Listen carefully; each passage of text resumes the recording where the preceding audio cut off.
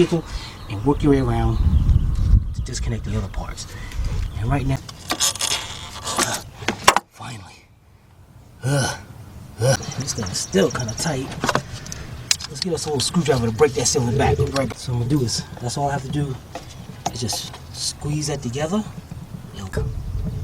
All right, got my last bolt coming out right here. We got our injector harness right here. Look at this. This don't belong in there. Wondering if it's going to be better. Wait a minute. Yeah. Now we're going to do the same to the other side. But we still got that pipe hooked up to the bottom. All right. So you see. See, I got to hold this harness up. Hose pliers.